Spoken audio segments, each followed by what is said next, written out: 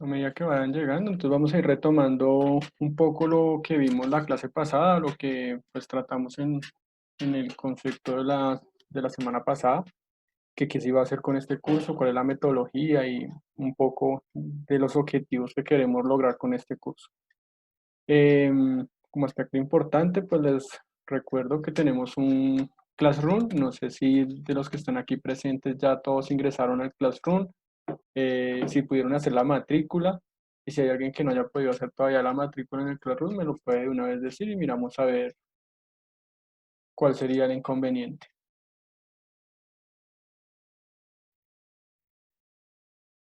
Para retomar la idea de la clase pasada, pues el objetivo de este curso es ingresar, digamos que adentrarnos un poco al mundo de la automatización. Vamos a tocar temas en tres módulos. El módulo uno es la automatización y la industria 4.0. Es, digamos que el módulo un poco más introductorio y teórico que tenemos en el curso, que dura 20 horas. Otro de los aspectos, el siguiente módulo, es la parte de PLC, solución de problemas desde la programación de dispositivos PLC. Esto pues ya yendo un poco más hacia la parte de lo que son soluciones en automatización. Y terminaremos con el módulo de comunicaciones OPC, comunicaciones industriales entre máquinas y PLC, y sistemas SCADA y HMI, sistemas de adquisición y transmisión de datos, y sistemas de visualización hombre-máquina, para tener, digamos que, el contexto. Mi idea con este curso es hacer un curso un poco más práctico, no tanto hacia la parte teórica. El tema de automatización pues tiene bastante teoría y tiene, digamos que es un aspecto muy amplio.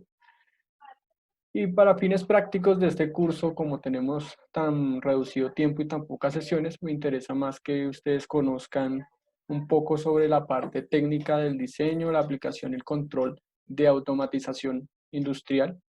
Y pues dejamos un poco al lado la parte teórica, que sería ya el tema propio de los conceptos de Industria 4.0, la fábrica inteligente, automatización, controladores, microcontroladores, actuadores y sensores, a que se pueda de pronto hacer una investigación un poco autodidacta de su parte. Sin embargo, yo aquí les voy a contextualizar un poco acerca de este tema, el tema más general de la parte de automatización, para adentrarnos a la parte teórica. Todo este primer módulo, que es una parte teórica, va a estar, digamos que muy general en cuanto a la automatización. Y el segundo módulo, prácticamente que sí vamos a estar en práctica, porque constantemente vamos a estar programando en los software que están disponibles en nuestro Classroom. No sé si alguno de ustedes ya ha tenido la oportunidad de evidenciar la carpeta que yo tengo en Classroom de software. Ahí hay todo, bueno, hay dos software, hay dos archivos, uno que es el Factory IO 2.3 y el otro que es Codesys 3.5 Pack 1. Esos son los archivos que yo tengo para que ustedes lo descarguen y hagan la instalación. El Codesys, la instalación del Codesys está en la guía práctica de automatización industrial. Ustedes la pueden consultar, también la tengo ahí en el material de apoyo. La pueden consultar y ver el paso a paso de cómo se hace la instalación de Codesys y cómo se hace la instalación del servidor OPC que vamos a utilizar en las pruebas de comunicación OPC. También les incluí el factorío. Se los explico tal vez ahorita al finalizar la sesión, o pues la instalación es muy sencilla. Uno solamente sigue los pasos de instalación que vienen propias en el archivo, y el crack que tiene este archivo pues sí se los explico en una de las sesiones que tengamos que hacer, porque pues da la casualidad no puedo incluir ese tema de craqueo en una guía didáctica, porque pues no la piratería. Entonces, lo podemos trabajar posteriormente en alguna de las sesiones. ¿Para qué sirven estos programas? Les recuerdo, el programa de Codesys es donde vamos a estar programando todos los PLC. Es el que vamos a tomar generalización en todos los módulos que vamos a trabajar en adelante. Este programa Codesys nos permite hacer programación de PLC, Pesto, Siemens y otras marcas chinas, rusas y estadounidenses. O sea, es muy versátil. Es un programa de programación industrial, no es didáctico, es decir, que con este programa normalmente en la industria hacen las apropiaciones tecnológicas para la automatización. Entonces, es bueno que ustedes conozcan de este programa. Como ese programa, como Codesis, hay muchos. Cada plataforma tiene un programa diferente. Siemens tiene su propio programa o su propio software de programación. Y algunas otras marcas chinas y rosas también tienen su propio software de programación. Elegí Codesis porque es un software de programación gratis, es libre y constantemente encontramos en la red múltiples, digamos que tutoriales o apropiaciones que se pueden llegar a hacer con este programa. Además es muy intuitivo y nos permite hacer varias opciones. El siguiente programa que yo tengo ahí es el Factory.io. Este de Factory.io es una plataforma estilo juego, es una plataforma un poco más visual, donde nos permite hacer una apropiación entre lo que estamos programando en Codesis y un componente virtual tecnológico en aras de tener una apropiación en un laboratorio. Ya que no estamos haciendo presencialidad ahorita en este momento, pues nos tenemos que ir hacia la parte de simulación. Y este Factorio, aunque es muy limitado en sus visualizaciones, tiene unas muy buenas simulaciones logísticas que nos permiten hacer lo que nosotros queremos, que es comunicar nuestro Codesis o nuestro PLC virtual, que aparece en Codesis, a un dispositivo ya propiamente establecido por los fabricantes. El otro programa que lo encontraré en la guía de automatización que yo les pongo ahí en el material de apoyo es el CAT Server with OPC. Ese CAT Server es un software de comunicaciones industriales. Ese es el que se utiliza normalmente en todas las industrias. Y en su forma demo, pues se permite pues, utilizarlo con un tiempo limitado. Pero normalmente en las industrias tenemos ese CAT Server licenciado para que trabaje, digamos que mucho más tiempo, pero pues con su forma demo lo podemos utilizar. Ese lo descargan directamente de la página de Cat Server, ustedes se loguean con sus correos y lo pueden descargar normalmente y lo instalan. Sin embargo, yo ahí en la guía también les incluyo una guía de cómo se instala y cómo se descarga precisamente Cat Server. Entonces, estos serían los tres software que vamos a utilizar. El resto de herramientas van a ser virtuales online. La clase pasada vimos la herramienta Tinkercad, es un simulador de circuitos. Cuando estemos ya en la parte lleno de controladores y microcontroladores, vamos a utilizar bastante este software o pues esta plataforma online que nos permite hacer algunas apropiaciones. ¿Cuál es mi idea con este curso? Es inicialmente contextualizarlos en el ambiente Industria 4.0, que yo creo que ustedes ya lo conocen. Ustedes también han tenido, digamos que muchas charlas, han estado en el entorno académico frente a todas estas apropiaciones que se hablan de la Industria 4.0 y ir un poco más a la profundidad hacia la parte de automatización. En la parte de automatización nos importan tres aspectos importantes. El primero, pues el concepto como tal.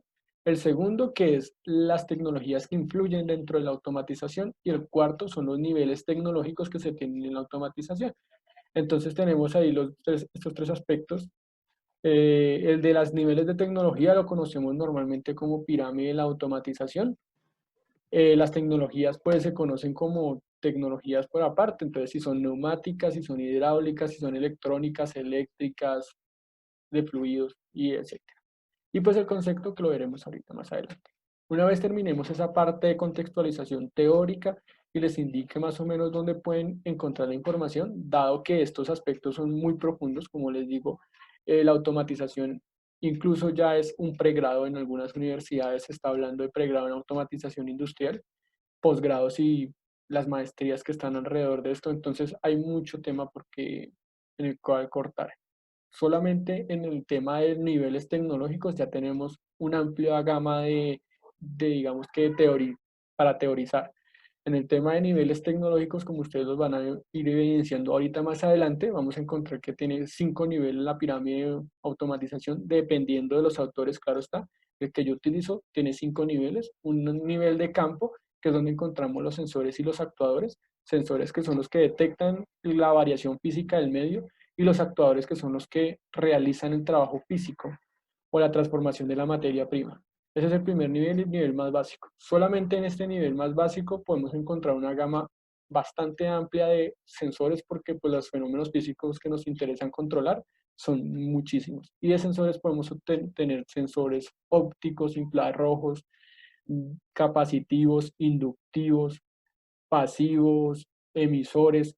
O sea, hay un mundo bastante amplio en esto. Y dentro de los sensores, dentro de esos sensores también hay un tema que es la sensibilidad, el radio de dispersión de las ondas. Bueno, es bastante amplio, pero digamos que con lo que vamos a tocar aquí ya es más que suficiente que pues desde nuestra carrera, desde nuestra área de conocimiento, tengamos, digamos que ese aspecto en cuenta. Finalizado este aspecto teórico, pasaremos al aspecto práctico, que es la programación. Ya una vez identificado que es un sensor, que es un actuador y que es un controlador, entonces vamos a tomar esos conceptos y los vamos a llevar a los diferentes automatismos que podemos hacer o automatizaciones que podemos hacer en ejercicios.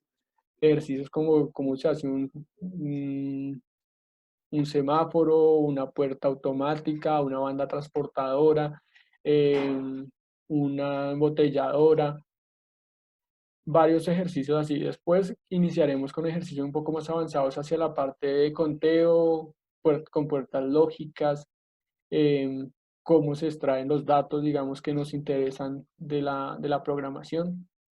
Y posteriormente continuaremos con la parte de enlace de comunicación. Entonces terminamos con la programación de un PLC, vamos a hacer la visualización y esa visualización la vamos a comunicar directamente a los otros programas o a las otras máquinas que tenemos como aspecto importante. Y ese sería nuestro final. Aspecto también a recordar, en este curso yo no manejo tareas como tal, es decir, que no les voy a dejar muchas actividades. Em, la idea es que nosotros hagamos un proyecto al final de apropiación y ese proyecto ustedes lo pueden ir haciendo mediante que vamos haciendo la clase. Es decir, que si yo voy a tratar algo, un tema de, por decir algo, temporizadores en el código de programación, entonces ustedes si en su apropiación tienen que hacer una banda transportadora que, por decir algo, espere un cierto tiempo para pasar el producto a otra banda transportadora, entonces ustedes pueden ir haciendo. El proyecto tampoco es muy difícil, no es muy extenso. Lo que yo busco es que ustedes hagan una programación sencilla, una programación desde lo que podemos hacer, eh, de un concepto de programación de automatización.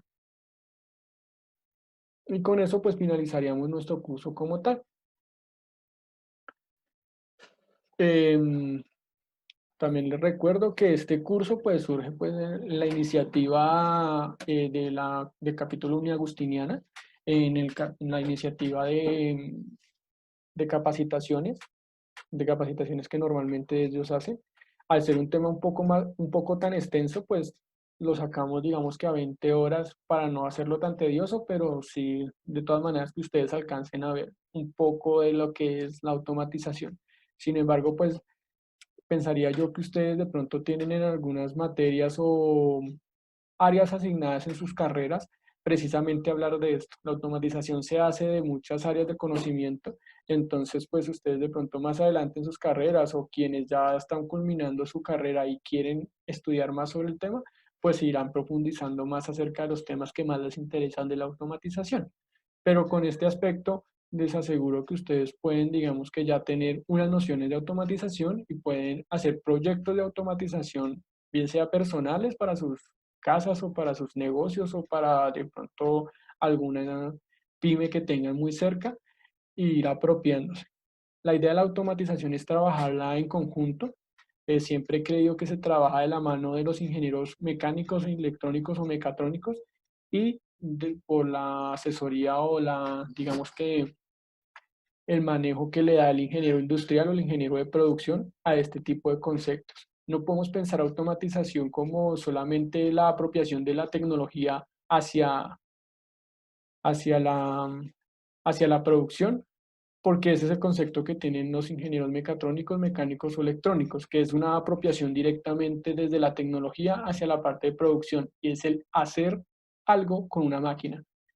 Y se queda atrás todo este andamiaje que tenemos los ingenieros industriales o de producción, que está enfocado hacia la gestión de la producción, cómo se hace el balanceo de línea, qué debería hacerse frente a los cuellos de botella, cuál debe ser la lógica de nuestro proceso, cuáles deberían ser los aspectos de recursos frente a este tema. Entonces, esa es la parte que le falta a la automatización y que de pronto no se ha entendido muy seriamente, de que nuestro papel como ingenieros industriales o de producción están ahí de la mano. No solamente es una apropiación tecnológica, sino que tiene que ser una apropiación desde la gestión y desde el modelamiento de producción que nosotros le podemos brindar a esta parte de automatización. Entonces, por eso digo que se hace conjunto. Es lógico que nosotros como ingenieros de producción, ingenieros industriales, no vamos a hacer un diseño de una máquina muy específico, porque nuestro conocimiento no es ese, nuestro conocimiento no está ligado al diseño como tal de maquinaria, sino que también está ligado hacia la parte de la gestión de la producción, del sistema como tal. Entonces, nosotros sí estamos llamados a eso. Y será el ingeniero mecánico, electrónico o mecatrónico que realicen el diseño de esos equipos o herramientas que vamos a utilizar en nuestra producción, pero seremos nosotros que elegiremos o orientaremos ese aspecto de gestión y de sistemas al, al, digamos que al conjunto de la automatización. Listo, entonces ya con esta introducción, ya con este retoma del conocimiento, vamos a iniciar como tal, nuestro día de hoy. Bueno, voy a responder aquí unas dudas, a ver.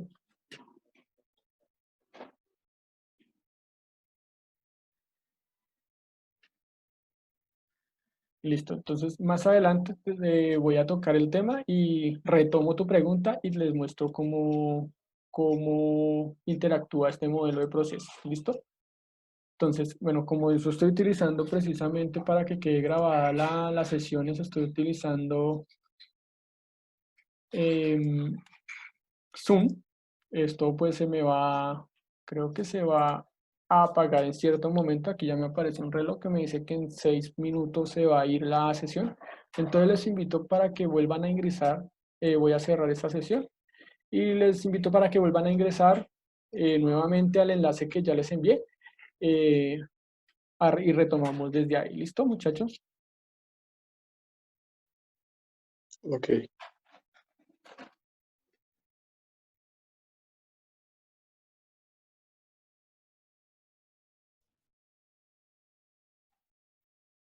Voy a continuar nuestra grabación de la sesión. Entonces, ahora sí funciona. ¿Me confirman si están viendo mi pantalla en este momento? Sí, señor, está claro. Listo, gracias. Sí, señor.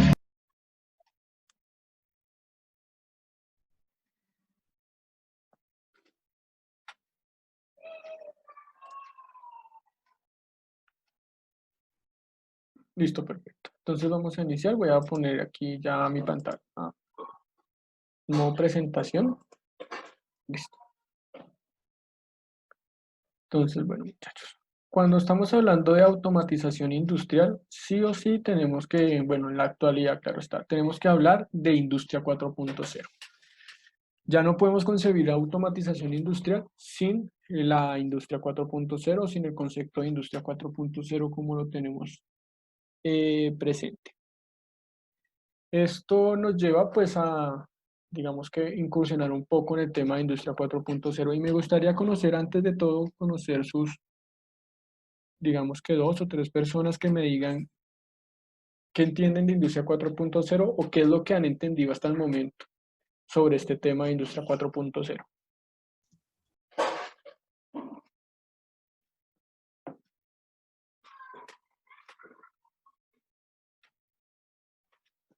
Puede ser un aspecto muy relevante o de dónde surgió o algo que ustedes digan, para mí Industria 4.0 es esto.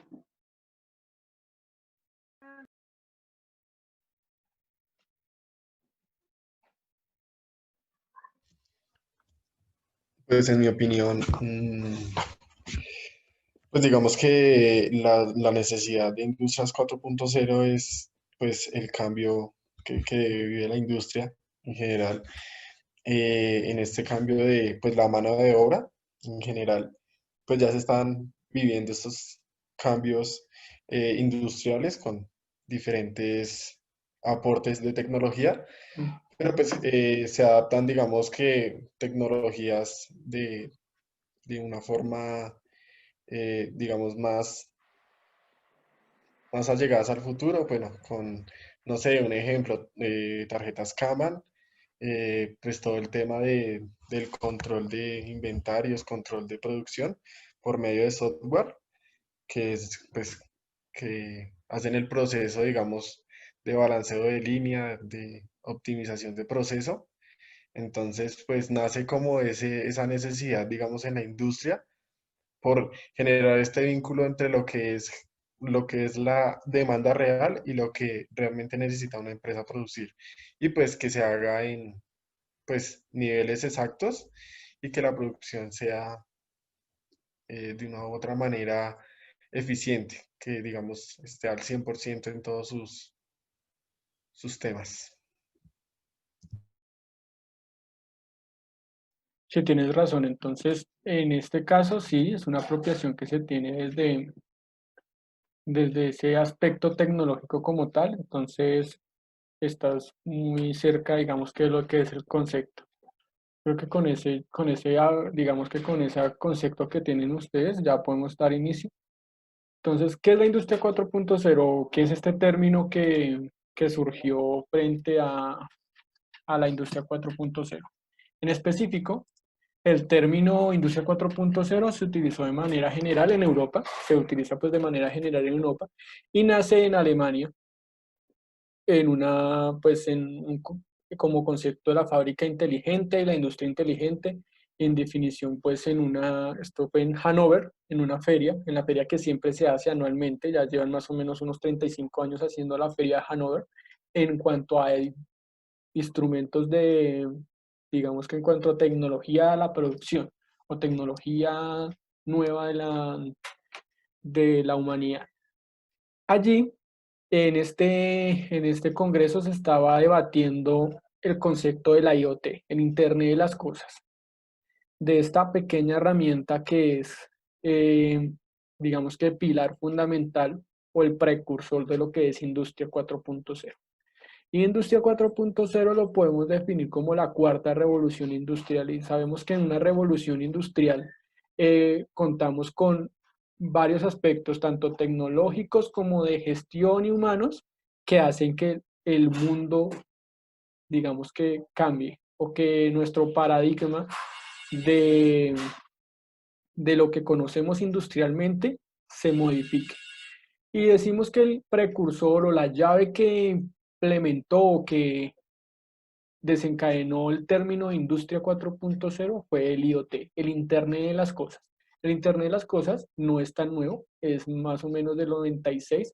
Empezaron a verse dispositivos que eran capaces de conectarse a la Internet. Sin embargo, explota digamos que su máximo beneficio a mediados del 2000, 2011, 2010. Esto ya empiezan a verse muchos beneficios en cuanto a Europa de qué es el Internet de las Cosas y cómo los diferentes dispositivos se tienen que conectar para brindar una experiencia de calidad al usuario. Entonces ya todos conocemos los teléfonos inteligentes, los televisores, celulares, relojes, ya todo está encaminado hacia el smart. Todo le ponen el smart y es porque solamente tienen una conexión directa a la IoT o pues el Internet de las Cosas. Y esta conexión directa de la IoT les permiten hacer muchas más apropiaciones.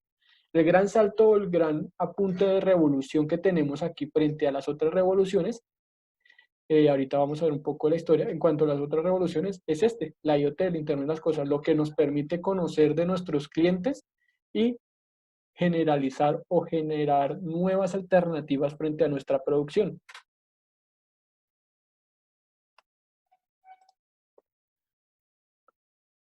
Entonces, para también hablar de este tema de la industria 4.0, tenemos que ir un poco más atrás y entender las revoluciones industriales y ver qué aspecto ha cambiado directamente en cada una de estas. En la primera revolución industrial, a mediados de 1784, fue especialmente caracterizada por la mecanización de los sistemas por la máquina de vapor, los motores. Esta es la que siempre hemos venido estudiando. Y pues dependiendo de los autores, van a variar. Algunos van a decir que esta industria 4.0 no es una revolución industrial porque se ha venido, digamos que, gestando desde tiempos atrás, y otros van a decir que sí es una revolución industrial. El término y el mercado se ha formalizado frente a esta industria 4.0 y frente al concepto, entonces nosotros tampoco lo podemos desconocer y no podemos pretender que no sea una revolución. Por ende, pues lo aceptamos y si digamos que si los diferentes gremios industriales y académicos lo aceptan, nosotros también nos subimos, digamos que a ese mismo concepto para hacer las apropiaciones propias de nuestra industria.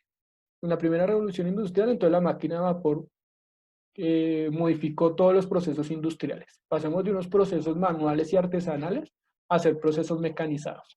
En este momento se empiezan a hablar de automatismos. En este momento, aunque el término de automatización todavía no estaba tan fuerte, es ahí donde realmente la automatización toma forma. Y es el reemplazo del hombre, digamos que de las tareas repetitivas del hombre por una máquina que las haga. Sin embargo, estas máquinas pues tenían sus limitaciones. La mayoría de estas máquinas no tenían, digamos que una apropiación tecnológica que le permitiesen hacer una gestión óptima de sus procesos. Sin embargo, solamente eran máquinas que hacían un trabajo y lo hacían bien y lo hacían repetitivamente. Esto nos facilitó muchos aspectos. Este precursor llevó hacia 1870 a la segunda revolución industrial, que es la masificación de la producción y las líneas de ensamble. Sin la primera no pudo haber llegado a la segunda. Sabemos que las líneas de ensamble y la masificación de la producción solamente se puede hacer si se tienen máquinas y si se tienen los procesos productivos idóneos para sacar un proceso masificado. Pero aquí detrás de estos dos aspectos hay algo muy importante, que es el cliente. En las dos primeras no se habla del cliente, sin embargo el cliente es el que jalonó todo este aspecto industrial. En la primera, la demanda creciente de nuevos artículos llevaron a que se investigara sobre temas de maquinaria para hacer los procesos productivos más fáciles. Esta demanda fue creciendo mucho más en los años 70 y llevó a alguien, a Ford, que fuera a investigar a China cómo se hacían algunas apropiaciones de producción y llegasen al término pues de nuestra línea de producción y línea de ensamble y demás. También aparece la energía eléctrica, entonces pues bueno, la energía eléctrica aparece un poco más antes, pero también aquí ya como que se implementa directamente la producción y ya no solamente tenemos una máquina de vapor con sus limitantes, sino ahora tenemos máquinas capaces de conectarse a la corriente eléctrica mucho más pequeñas y mucho más flexibles. Y nuestra producción se incrementa mucho más. Es decir, ya podemos producir masivamente. Estas dos se caracterizan porque la producción, o sea, se consume lo que se produce, no se consume lo que se quiere. Realmente, pues sí, detrás de cada producto hay una necesidad latente de los clientes. Sin embargo, aquí se consume lo que se produce.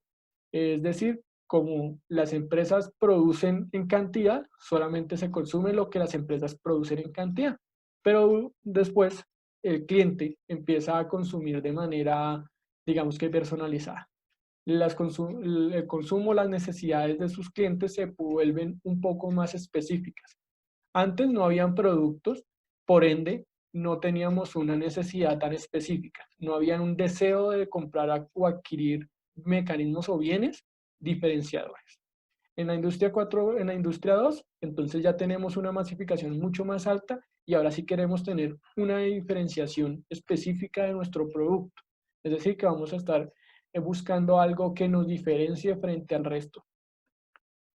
Después de esta industria 2.2, hacia los 60, hacia 1960, llega la industria 3 y en específico llega con la parte de computación. Aquí es el otro gran salto de la automatización.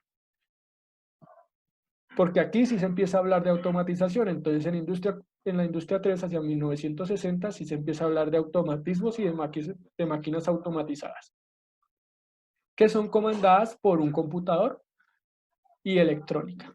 Las anteriores automatismos que encontramos antes de 1960 son automatismos por lógica cableada. ¿Y qué es la lógica cableada? La lógica cableada permite que se comunique la máquina y haga sus tareas por las señales directas de sus sensores. Es decir, que si yo aprieto el botón de iniciar, este botón de iniciar irá directamente conectado al motor, cosa que ya en la actualidad no se tiene. Lógicamente, cuando uno oprime un botón de iniciar en una máquina, va a iniciar, pero este botón es virtual, este botón o ese botón o ese comando como tal, ya no es físico por un cable, sino es virtual. Se mantiene bajo las órdenes de programación y indica. Y no solamente inicia la máquina cuando se le da el botón de encendido, sino hace un proceso lógico y unos procesos de adaptación de la máquina para identificar varios aspectos que le interesan a la máquina conocer. Sabemos que la computación, la agregación de la computación a la producción es uno de los aspectos más importantes de la producción como tal. Ya la gestión la podemos hacer directamente desde la computadora. La podemos hacer, digamos que ya encaminada desde este aspecto computacional. Y la computación nos permite algo muy importante, que es el control. Y el control de la automatización. Si lo que queríamos es, digamos, si tenemos un enfoque muy sistemático de la automatización, que es dejar las tareas repetitivas a la máquina, qué mejor que un computador que sea el que nos gestione esas tareas repetitivas. Y de esta manera la automatización adquiere un carácter más autónomo y mucho más eficiente frente a las apropiaciones que se le hacen. Anteriormente, hacia los 1900, antes de los 1960, la automatización es rígida. El proceso es muy estable porque no hay cambios significativos. Si queremos que la máquina haga algo diferente, tenemos que modificar la máquina o hacer otra máquina. Para la industria 3, si queremos que la máquina haga algo, cambiamos las líneas de programación. O sea, es un poco más flexible. Esta flexibilidad llevó a un sinnúmero de apropiaciones. Entonces ya aparecieron los computadores y podemos entonces empezar a hablar de un poco, ¿no?, de aspectos como el Internet. También hablamos de la gestión, de la simulación, de la inteligencia artificial, de un poco, ¿no?, de aspectos que van modificando nuestra industria. Aquí el cliente, en la industria 3, el cliente ya se vuelve mucho más específico. Su consumo se vuelve más dinámico y los productos se incrementan mucho más. O sea, la línea de productos es mucho más, la variedad es demasiada. Todas estas apropiaciones van llevando gradualmente a lo que conocemos hoy como industria 4.0. En Europa, la industria 4.0 se viene conociendo desde más o menos desde el 2005. A la fecha, varias de las grandes empresas de Europa son todas industria 4.0, se denominan como industria 4.0. En Latinoamérica, la apropiación de industria 4.0 está un poco relegada. Nos está ganando la carrera de la industria 4.0 México, Chile, Brasil, Argentina y después estamos aquí nosotros. Pioneros de la industria 4.0 en Colombia, Medellín. Medellín está enfocando sus procesos a generar industria 4.0. Y no solamente industria 4.0 con los procesos productivos, sino con los procesos de servicio. Aquí hay algo muy interesante. Anteriormente, cuando hablábamos de industria 3, industria 2 y industria 1, siempre se nos viene a la cabeza una línea de producción. En la industria 4.0 ya no específicamente es una línea de producción, también hablamos de industria 4.0, una línea de servicios y pues, la línea propia de los productos. Incluso podemos decir que las startups son industria 4.0. Comunican al cliente de una manera diferente al aspecto que ya hemos venido catalogando. ¿Y qué es lo que caracteriza a esa industria 4.0? Tres aspectos importantes. Los sistemas ciberfísicos, que pues, se permitieron a raíz de la computación y la electrónica. La IoT, que se permitió a raíz, con el uso del Internet. Y la conectividad. Ahora a mi cliente le interesa mucho más conocer mi proceso y conocer mis productos de la mano, al instante, que pueda modificar su necesidad frente a lo que yo le estoy ofreciendo. Anteriormente no. Vamos a hacer digamos que un ejemplo muy sencillo de lo que sería la industria. Normalmente, el área de almacenes o el área de compras de una empresa funcionaba bajo el dominio de las órdenes de producción. Entonces, los clientes se modificaban su demanda en las distribuidoras de producto. Estas enviaban un pronóstico de ventas al área de ventas de la empresa y el área de ventas procesaba esto a menudo manualmente, o pues, sí, a menudo manualmente, lo procesaban en unos pronósticos de ventas. Estos pronósticos de ventas lo bajaban a las órdenes de producción y se producía de acuerdo a eso. Si ese pronóstico de ventas era acertado, pues tenían una buena ganancia. Si el pronóstico de ventas no era acertado y se iban muy por encima o muy por debajo, pues tenían pérdidas en este pronóstico. Digo que a menudo se hacía manualmente porque aún en las empresas colombianas, en varias de las empresas pymes, se hace de esa manera. Se tiene una capacidad instalada frente a una demanda. Esa demanda se clasifica por años, se pronostica y después, de acuerdo a nuestra capacidad instalada, hacemos una producción. No se tiene en cuenta, digamos que, el aspecto específico del cliente. Ya unas empresas un poco más inteligentes, un poco más, digamos que con apropiación tecnológica y apropiación de gestión, pueden empezar a utilizar la computación a su favor. Y entonces empiezan a utilizar los pronósticos más ajustados, empiezan a hacer encuestas a los clientes, empiezan a escuchar más al cliente para verificar qué es lo que él necesita realmente con lo que nosotros queremos. Esto por sí solo, pues entonces ya hace una cosa más específica de la industria, hace que se vuelva un poco más, digamos que amigable a nuestro cliente.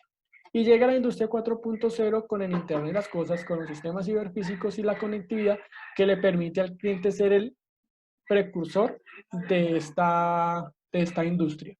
Ya el cliente en este caso tiene digamos que la propiedad de iniciar la producción de la empresa. Es decir, que ya no se produce bajo pronóstico, sino se produce bajo las apropiaciones o bajo los pedidos que tiene el cliente. ¿Y cómo se hacen esos pedidos que tiene el cliente? Pues el cliente entra a la plataforma de nuestro sistema, hace un pedido, ese pedido sube y se genera todo un andamiaje detrás de consultas, de pronósticos, de órdenes de pedido e inicia la producción. Lógicamente las órdenes de pedido, los pronósticos de ventas y los pronósticos de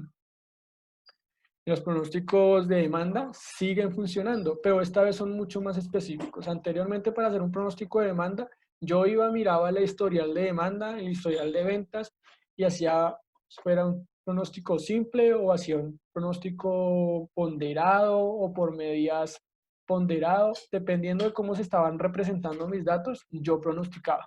Ahora, como tenemos el Internet de las cosas, constantemente el algoritmo y los software de inteligencia artificial están modificando esa demanda.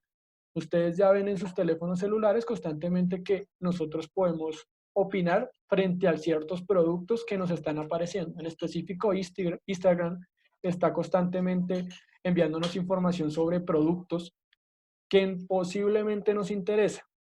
Entonces, también esta industria 4.0 viene de la mano con la publicidad con la publicidad sectorizada al cliente que le interesa. Antiguamente, pues uno sacaba publicidad en los sectores, digamos, eje que le interesaban, pero era una publicidad que de pronto no llegaba al cliente específico. Ahora, como tenemos sistemas ciberfísicos y casi que digamos que cada persona de la población tiene un teléfono celular o un computador, podemos direccionar directamente cierta información de productos hacia el cliente. Entonces, aspecto importante en la industria 4.0, que todas las apropiaciones tecnológicas que han tenido son enfocadas a brindarle una solución al cliente. O sea, el cliente es aquí nuestro gran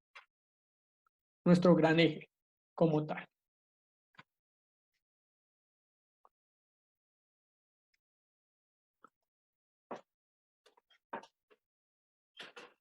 Si queremos, entonces ya está, digamos que este es el concepto de donde viene la industria 4.0 y estamos hablando de apropiaciones tecnológicas que revolucionaron nuestros procesos productivos. Entonces, en este término, en este concepto de la industria 4.0, tenemos algo que se llaman los fundamentos de la industria 4.0. Son los que nos permitieron llegar al punto o la adecuación donde estamos en este momento. Entonces, como fundamentos, o sea, si queremos hablar de industria 4.0, tenemos que tener una empresa que tenga su información digital, que automatice sus procesos, que tenga una fabricación inteligente, que tenga un cliente conectado, que permita una visualización ciberfísica, que permita la instantaneidad en sus datos y que sus decisiones estén descentralizadas. Entonces vamos a ir viendo una por una. La información digital. Como tenemos, digamos que los aspectos de computación y tenemos una gran cantidad de datos por el IoT, por el Internet de las cosas que constantemente nos están enviando datos, estos datos sí o sí tienen que ser digitales. Y tienen que ser digitales para que nos permitan hacer una trazabilidad de los datos y una minería de datos y una, digamos que gestión de estos datos de manera computacional. Por su cantidad, no podemos hacer una gestión idónea, digamos que manualmente. La automatización es la llave que nos permite hacer la industria 4.0 y ya lo hemos visto desde las primeras revoluciones industriales. Estas máquinas, o sea, automatización industria 4.0, sin la automatización de los procesos, muy difícilmente se llega a ser una industria 4.0. Si lo pensamos desde un producto, si no tenemos una máquina que haga las tareas repetitivas, nuestro producto va a requerir mayor cantidad de operarios para su ensamble y su precio no va a ser competitivo frente a otras empresas que sí tienen automatización. Y si lo vemos por la parte de los servicios, si nosotros en nuestros servicios, por decir algo, en un hospital tenemos automatizado el tema de la asignación de personal a las camillas o de la asignación de citas, vamos a ser mucho más eficientes que un lugar donde no se tenga asignado eso. O en la parte hotelera, si tenemos un sistema automatizado de reserva, de pago y de alquiler de digamos que de nuestras habitaciones, vamos a ser mucho más eficientes que un sistema normal, tradicional, donde tenemos que llamar, hacer, digamos que un formato y todo este aspecto. Si ustedes han tenido la oportunidad de ver algo de calidad y de los formatos de calidad, saben que uno de los aspectos importantes en la calidad es la parte documental del proceso. Anteriormente la parte documental del proceso se hacía directamente en físico. Habían unas acetas y un poco de documentos que, que documentaban el proceso como tal. Pues ahora tenemos la información digital que puede ser manejada de manera eficiente mediante los programas de análisis de datos. La fabricación inteligente está encaminada a la inclusión de estos dos aspectos, automatización e información digital, para hacer una gestión desde la parte computacional. Entonces, que esto es igual que los teléfonos smart, que los televisores smart. Entonces, tenemos que tener una fábrica inteligente que utilice sus datos que ya recogió de una automatización y los transforme en entidades que nosotros conozcamos y nos permitan tomar decisiones de orden gerencial. El otro aspecto que es muy importante en esta industria es el cliente conectado. Si no tenemos un cliente conectado con nuestra industria, entonces no vamos a tener una demanda óptima o adecuada. Es decir, que nuestros pronósticos de demanda, nuestro conocimiento de demanda está directamente ligado con el cliente. El cliente es el que nos está diciendo constantemente, mi producto me gustó, yo quiero un producto de tal color, me gustaría que esta función, que tuviese cierta función el producto, y el cliente está constantemente recomendando nuestro producto a otros clientes y está haciendo una red de productos. Esto en cuanto a la área de servicios. En la área de producción, pues constantemente está recomendando nuestro producto como tal. Si nosotros queremos que el cliente esté conectado constantemente con nuestro producto y con nuestros servicios, tenemos que tener una visualización ciberfísica, ya que es por medio de esta visualización que el cliente puede ir directamente a conocer nuestros servicios, a conocer nuestro producto y retroalimentarnos en la instantaneidad, retroalimentarnos en el momento que nosotros lo requerimos. Esta visualización, tanto de los productos como los servicios, también está encaminada hacia la parte de los procesos, bien sea de procesos productivos o de servicio. En procesos productivos, pues nos interesa visualizar todos los indicadores y componentes de la producción. Y en servicios lo mismo, todos los indicadores del proceso, que nos permitan pues tomar una decisión gerencial o una decisión de gestión o táctica en el momento que se está produciendo las alternativas. Esto nos lleva al otro aspecto que es la instantaneidad de los datos o la instantaneidad de la información. Al ser un nivel tan exorbitante de datos que nos están llegando constantemente con los aspectos de la IoT y de la Big Data, entonces tenemos que tener instantaneidad de esos datos para tomar las decisiones. Anteriormente, los datos de una venta se procesaban entre una semana o un mes, dependiendo de la capacidad de nuestros operarios. En la actualidad, pues, si tenemos los datos constantes, si el cliente nos está retroalimentando nuestro producto constantemente, nosotros, mediante los software de análisis de datos, podemos tener todos los indicadores de datos actualizando. Funciona muy parecido a lo que tenemos ahorita por todas las partes de Internet sobre el COVID. Constantemente nos están actualizando esas indicaciones o esos indicadores con las apropiaciones que se tienen. Esto no se había podido pensar hace más o menos unos 15, 20 años porque no había la tecnología suficiente. ¿Cómo podemos hacer análisis de datos de instantáneos? Fácilmente lo podemos hacer por Power Query, que es de Excel, por Power BI, que también es de Excel. Estos dos dispositivos de análisis de datos nos permiten tomar datos y modificarlos en tiempo real para arrojarnos dashboard que sean significativos para nosotros. Tal vez a nosotros nos llegan una cantidad de datos, pero solamente nos interesa la cantidad de productos vendida y la cantidad de productos solicitada. Entonces, estos dos programas nos permiten hacer unas tablas o unos análisis gráficos para tomar una decisión. Y algo importante, ya recogiendo todo esto se hace, digamos que para la toma de decisiones adecuadas de nuestro sistema es la descentralización de las decisiones. Normalmente, ustedes que ya han visto parte de los gestión administrativa y procesos de gestión, saben que la gestión está centralizada en una cabeza. La gestión empresarial está centralizada en un gerente, en un coordinador o en un jefe inmediato que tenemos ahí. Esto, si bien es cierto, no es malo, porque pues permite ciertas apropiaciones en la gestión, digamos que vuelve un poco más lento el proceso productivo. ¿Por qué? Porque si tenemos todos estos datos instantáneos y toda esta cantidad de datos procesadas, nos toca esperar hasta que esta persona o el gerente tome la decisión.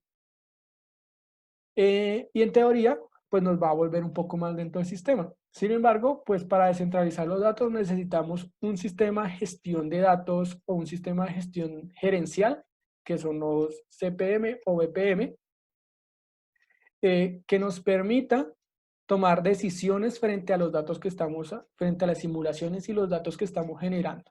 Entonces, es decir, decisiones de gestión que se tomaban anteriormente frente a las operaciones, ahora las va a tomar un computador desde su inteligencia artificial y desde los algoritmos. Nuestro conocimiento o capacidad de análisis es muy limitado. Sin embargo, nuestra experiencia y nuestras apropiaciones de, digamos que de la vida cotidiana nos permiten tomar decisiones un poco más acertadas que una máquina. Sin embargo, como las máquinas tienen una capacidad de análisis bastante alta, pues podemos dejar ciertas, digamos que toma de decisiones a ellas deliberadamente, como cuánto producir. Nosotros tenemos que hacer una apropiación matemática de cuánto producir, de cuántos recursos, entonces principalmente nos podríamos demorar bastante tiempo haciendo todo ese análisis. Sin embargo, una máquina lo puede hacer en cuestión de minutos, analizando los diferentes comportamientos y simulando el proceso. Es ese tipo de decisiones o descentralización de decisiones que se toman, que se dejan a las máquinas, en el orden de las tácticas y algunas de la gestión. Las estratégicas sí o sí tienen que ser parte de la gerencia de la empresa. Entonces, bueno, ya me quedan 4 minutos de esta, digamos que nuevamente de esta franja. Entonces les voy a pedir que nuevamente se conecten al enlace que ya les he enviado para retomar y retomaremos con el siguiente aspecto que son los pilares de la industria 4.0.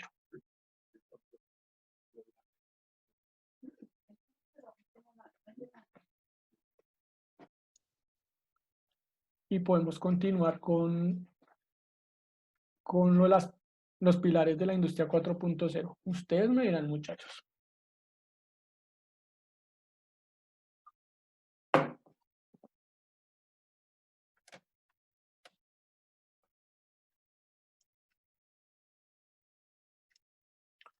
Bueno, creo que nos quedan eso. Nos queda como media hora, entonces voy a continuar con la industria 4.0. Voy a buscar aquí mi presentación nuevamente. Listo. Entonces veníamos aquí en la parte de pilares de la industria 4.0. Entonces aquí ya vamos a ver un poco más estas herramientas tecnológicas que llevaron a la industria 4.0. Entonces anteriormente vimos los fundamentos, que la instantaneidad, que la automatización, que la descentralización de los datos y todos estos fundamentos que vimos anteriormente tienen un precursor, que es uno de los pilares de la industria 4.0 o las apropiaciones tecnológicas que tenemos como tal. Entonces, el primero de todos, el Internet de las cosas. Este Internet de las cosas, como lo conocemos, como lo podríamos, digamos que, definir como las herramientas tecnológicas o dispositivos tecnológicos que permiten comunicar un producto o servicio con el Internet. Entonces, ya como les digo, constantemente son cada vez más los productos que tienen conexión a Wi-Fi o a Internet que se están comunicando directamente con la empresa que anteriormente. Para un ejemplo muy cotidiano y muy normal, un portátil. Normalmente, si ustedes compramos un portátil, pues en mi caso yo tengo un HP, una marca Hewlett Packard. Este computador constantemente le está enviando información a la empresa de los mecanismos que yo tengo aquí. Es decir, cómo está la CPU, de cómo está el rendimiento, que si yo requiero más, que si yo requiero algo diferente, que si ya se me venció la licencia. ¿Y por qué hacen esto? En teoría, si yo estoy utilizando mi computador y no tiene y estoy utilizando un programa que requiere una capacidad de procesamiento mucho más alta al procesador que yo tengo, entonces me empieza a llegar información sobre nuevos procesadores y nuevas máquinas con procesadores más avanzados de esta marca. Para eso sirve el Internet de las cosas. También sirve para que nosotros conectemos directamente con nuestro dispositivo. Digamos que un televisor inteligente, pues ahora comprar un televisor que no tenga conexión a Internet, pues es como medio raro porque no vamos a poder conectarnos a YouTube, a las diferentes plataformas. Estas plataformas de servicio también son un claro ejemplo del Internet de las cosas. Netflix es una plataforma que incluyó el Internet de su plataforma, o sea, incluyó la conexión total para llevarnos contenido multimedia y de interacción propia, porque nosotros estamos construyendo nuestras propias listas de apropiación, nuestros propios contenidos, estamos calificando las diferentes series o películas que vemos ahí. Entonces así se va haciendo un acervo, digamos que de datos que nos permiten tomar unas decisiones frente a nuestro producto. Si ustedes han manejado AutoCAD, AutoCAD funciona exactamente igual. Nosotros AutoCAD en licencia académica o licencia educativa dice que está constantemente monitoreada. Cada uno le da ahí chequear el monitoreo constante y él está enviando información directamente a Autodesk para informarle qué herramientas se utilizan más, qué herramientas se utilizan menos, qué debería cambiarle en la interfaz, cuáles son los, digamos que, personalizaciones propias que cada persona le hace. Y todo eso sirve para que ellos vayan explicando un poco más, perfilando más su producto. Y si tenemos Internet de las cosas, esta cantidad de datos tenemos que guardarla en alguna parte. Anteriormente la guardábamos en nuestros servidores. Todavía hay servidores, claro está, pero por decirlo así, anteriormente una empresa que manejaba una cantidad de datos bastante alta, digamos una consultoría de contable, manejaba una cantidad de datos bastante alta, pues ellos tenían su propio servidor en su propia empresa. Esta apropiación tecnológica permite ciertos grados de seguridad virtual, seguridad en datos, pero requieren una apropiación económica bastante alta y una apropiación también de gestión de capital humano y todo alrededor de esto. Adicionalmente, nosotros en los correos electrónicos, pues necesitamos dónde guardar los datos. Y si no tuviésemos esa capacidad en la nube o el computing globing, pues no podríamos guardar los datos que tenemos ahí, sino nos tocaría guardar nuestro dispositivo físico. Si bien es cierto, nuestros dispositivos físicos han venido aumentando cada vez la capacidad de memoria, pues ahora también tenemos esa capacidad en la nube que nos permite muchos aspectos de consulta de datos en cualquier tiempo y en cualquier momento y en cualquier lugar. Y nos permite también hacer algo muy importante que es mediante la inteligencia artificial y el análisis de datos nos permite hacer un análisis de computación y de datos mucho más alto. Por decirlo así, Google para hacer su análisis de datos, pues tiene la capacidad de su memoria de todos los servidores que ellos tienen. Si nosotros queremos hacer un análisis de datos en nuestros equipos, el software de análisis de datos va a utilizar toda nuestra procesador y toda nuestra memoria RAM, que puede ser escasa. Digamos, yo tengo 64 solamente. Si se busca, digamos que si se necesitan análisis mucho más especiales, mucho más largos, de mucho mayor aliento, entonces necesitamos, digamos que recurrir a digamos que a los enjambres de datos, y desde la computación de la nube se puede hacer eso. Se pueden enlazar todos estos procesadores y todas estas capacidades para dividir el trabajo, que nosotros lo conocemos muy bien, que es la división de trabajo, y llegar a ser un aspecto de computación en la nube, un aspecto de análisis de datos más apropiado. También el otro es la robótica. Sin la robótica, pues no vamos a concebir, digamos que una automatización o una industria 4.0 como la conocemos. La robótica está encaminada a brindarle a estos automatismos que por lo general eran físicos, emplazados en la máquina, una movilidad o una flexibilidad más alta. Lo que estamos buscando con las industrias 4.0 es flexibilidad para darle al cliente una mejor experiencia.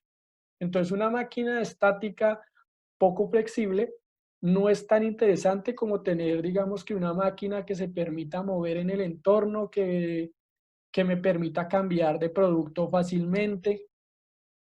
Y aquí aparece en la parte de robótica, pues aparecen dos aspectos importantes de la robótica, o pues dos aspectos generalizados. La robótica fija y la robótica móvil.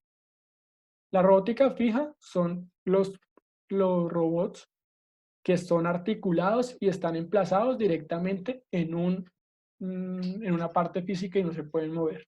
A decirlo, digamos un brazo robótico de una ensambladora que hace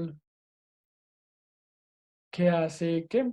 El pintado de la carrocería. Ese es de tipo físico, emplazado, y todos ya lo hemos conocido. Y móviles, el ejemplo más cotidiano que tenemos de móvil es el de Amazon, los robotinos, los que están constantemente desplazándose en lugares que nos permiten llevar en la logística. En cuanto a logística y industria 4.0 se ha avanzado de forma enorme. En Suiza hay un astillero y una importadora completamente automatizada. Entonces encontramos desde los grandes aspectos que tienen para cargar todos los contenedores hasta los carros que llevan los contenedores son totalmente automatizados. Y eso se hace mediante la robótica. Ya les he venido hablando un poco de la inteligencia artificial, pero entonces, en teoría o en definición como tal, la inteligencia artificial son los diferentes algoritmos, son los diferentes programas o tareas que permiten a un dispositivo tener una capacidad de manejo de datos casi inteligible o inteligentemente. Este aspecto es muy controversial y es muy debatido específicamente porque el aspecto de la inteligencia se debate desde la filosofía muy específicamente a decir que solamente se tiene inteligencia por el procesamiento mental de los hombres, pues de la humanidad como tal. Pero, pues aquí a lo que digamos que reconocemos como inteligencia artificial es que una apropiación o una herramienta virtual o máquina pueda llegar a hacer nuestros mismos cálculos, pueda llegar a hacer los cálculos que normalmente nosotros hacemos. Esto está dado a que anteriormente las diferentes máquinas hacían cálculos muy determinísticos bajo una tarea específica. Es decir, nosotros le decimos, usted tiene que leer el dato de la sección 1 y multiplicarlo por el dato de la sección 2 y eso me va a dar el promedio ponderado de este proceso. Con la inteligencia artificial ya se permite que esa máquina no solamente haga esa función tan básica, sino que identifique, observe, analice y proponga, que es el aspecto más importante de la inteligencia artificial, el reconocimiento y la proposición de relaciones. Nosotros constantemente podemos hacer relaciones, la humanidad está haciendo relaciones con lo que ve, con lo que constantemente está trabajando y hace símiles y digamos que busca conceptos. La máquina no podría hacer eso si no tiene inteligencia artificial. Entonces, anteriormente la máquina no podía relacionar datos, digamos que no estuviesen exactamente enlazados. Es decir, que yo no le diga a la máquina, este dato se tiene que enlazar con este otro. Con inteligencia artificial, el software mediante la observación, mediante el análisis y los temas probabilísticos, arroja proposiciones, es decir, hace sus propias relaciones. Entonces toma toda una base de datos, la observa y la lee y la identifica, la comprende y toma otra base de datos, le hace lo mismo y empieza a relacionarlas. Cosa que no se puede hacer, cosa que no se podía hacer antes, porque las relaciones teníamos que hacerlas nosotros. Por eso le dicen que es inteligencia artificial, porque analiza, observa, comprende y propone aspectos. Y en este tema de la inteligencia artificial, pues es otro mundo, es un mundo bastante estudiado en este momento y ahí es donde entra el aprendizaje de las máquinas, el aprendizaje autónomo, digamos que los antropomorfos y algunos aspectos que ellos son más que todo para investigación, que es lograr un cerebro, digamos que físico, ciberfísico, para la interacción humana. Otro de los aspectos de aquí de los pilares de la industria 4.0 es la fábrica aditiva, que a ustedes todos la conocen como las impresiones 3D. Y en esta fábrica aditiva pues tenemos también un aspecto bastante amplio. Ya tenemos fabricación aditiva de plásticos, fabricación aditiva de cementos, de metales, de muchos productos que nos permiten hacer pues de de muchos materiales que nos permiten hacer productos diferenciados. Esto en cuanto a producción, sí, en cuanto a producción, es una versatilidad muy alta. Anteriormente, para nosotros sacar un diseño, digamos, termoformado, teníamos que hacer el diseño, después mandar a hacer la plaqueta de termoformado, hacer, digamos, que las esclusas y listo, podíamos empezar a fabricar nuestro termoformado. Y ese proceso nos podía valer alrededor de 120 millones, 140 millones. Si queremos ahora hacer un proceso, digamos, en una juguetería, que queremos cambiarle el sombrero a nuestro muñeco, pues ya solamente cambiamos el diseño y nuestra máquina lo va a imprimir tal cual nosotros elegimos. Y en materiales en este tipo se ha estudiado ya bastante, incluso se imprimen órganos con impresoras 3D. Entonces, el mundo es bastante amplio también en el tema de la fabricación aditiva y todo lo que nos, digamos, que nos permite hacer la fabricación aditiva. La realidad aumentada está directamente ligada con la visualización ciberfísica de nuestros productos o servicios y con la experiencia que le vamos a dar a nuestro cliente. Esto de realidad aumentada en las últimas fechas ha tomado digamos que un auge muy importante porque es la única forma que tienen ahorita las universidades, los diferentes productos y diferentes empresas de llevar su producto de manera experiencial. Y realmente pues nosotros como ser en realidad aumentada pues tenemos la realidad inmersa y la realidad no inmersa, la realidad inmersa que es cuando estamos directamente conectados en la realidad, en este entorno físico. Esto lo podemos ver con las gafas, digamos que nos ponemos las gafas y ya quedamos ahí, digamos que inmersos. Y la realidad no inmersa, que es la que podemos encontrar como en catálogos, vemos el producto 3D, o esos aspectos. Y Big Data, que ya es el análisis de todos los datos, esta sí es una de las que más se ha estudiado, e incluso software como Microsoft Excel ha trabajado bastante en Big Data, Google ha trabajado bastante en Big Data, y nosotros ya podemos hacer apropiaciones de Big Data con tan solo Excel a Microsoft, con Big Power Query y Power BI, que nos permiten hacer análisis de datos. Y en el análisis de datos, esto ya se había venido hablando, esto es más que todo para los que de pronto han estudiado algo de telecomunicaciones y de desarrollo de software, que es un análisis de datos, que es una minería de datos y todo eso. Pero en aspectos generales lo que busca la Big Data es que como todos estos aspectos anteriores tienen tanta cantidad de datos, pues es la Big Data la que nos permite hacer el análisis de grandes cantidades de datos en tiempo real, digamos que en tiempo instantáneo como aspecto. Todos estos aspectos se comparten, uno no es más importante que el otro, uno de estos aspectos son, digamos que más relevantes, ¿sí? Se presentan de manera más frecuente dentro de las empresas, pero no significa que se tengan que tener todos para tener Industria 4.0.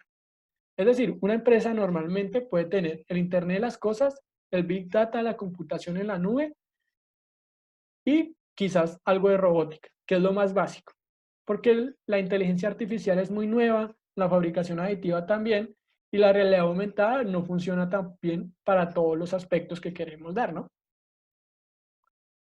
Entonces, listo, muchachos, ¿cómo vamos hasta aquí?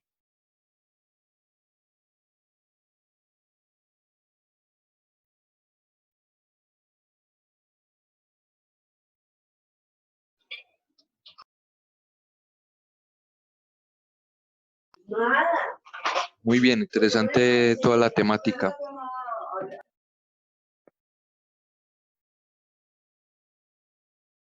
Listo, muchachos. Entonces, bueno, ya no los quiero aburrir más con mi voz.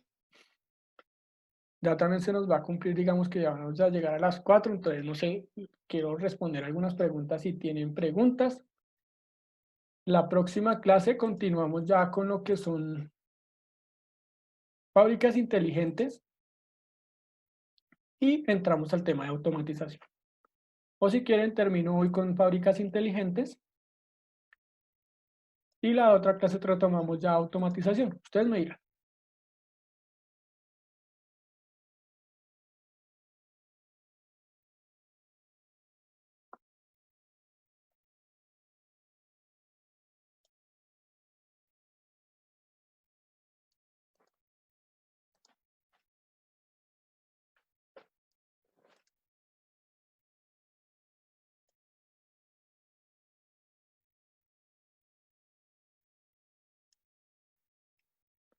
No sé cuánto nos queda aquí, nos quedan 5 minutos.